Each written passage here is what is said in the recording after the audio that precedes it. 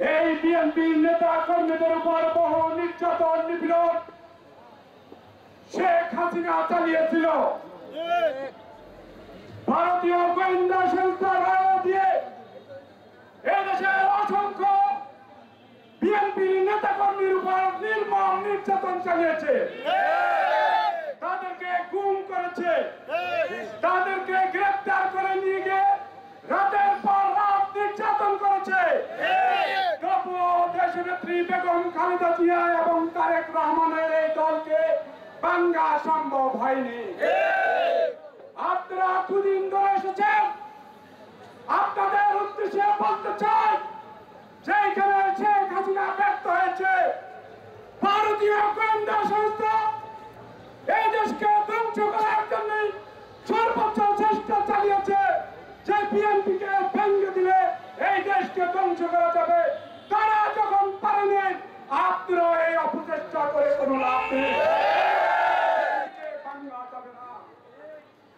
এই বিএনপি ৫,০০০ শহীদের রক্তের উপর দাঁড়িয়ে আজকে বাংলাদেশের এই স্বাধীনতার সার্বভৌমত্ব রক্ষা করবার জন্য আন্দোলন করে যাচ্ছে।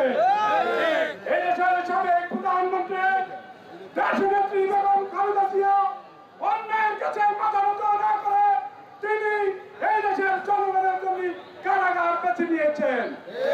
এই দেশের হাজার হাজার বিএনপির নেতা কর্মীরা এই দেশের স্বাধীনতার সার্বভৌমত্ব রক্ষা করবার জন্য এই দেশের রাজপথে সবসময় রক্ত ঢেলে দিয়েছে, তবু রাজপথ থেকে পালিয়ে যায়নি।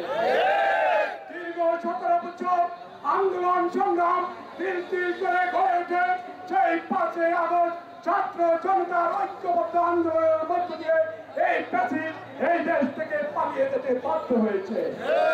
এই দেশে সেই প্যাসিজদের ষড়যন্ত্র এখনো থেমে থাকেনি। তাদের দোষরা এই দেশে রন্ধে রন্ধে রয়ে গিয়েছে। তাই আমাদের জাতীয়তাবাদী যুবদলের সকল নেতৃবৃন্দকে আগামী দিনে এই দেশ রক্ষায় সকল ষড়যন্ত্র রুখে দেওয়ার জন্য রাজপথে ঐক্যবদ্ধ থাকার আহ্বান জানাচ্ছি।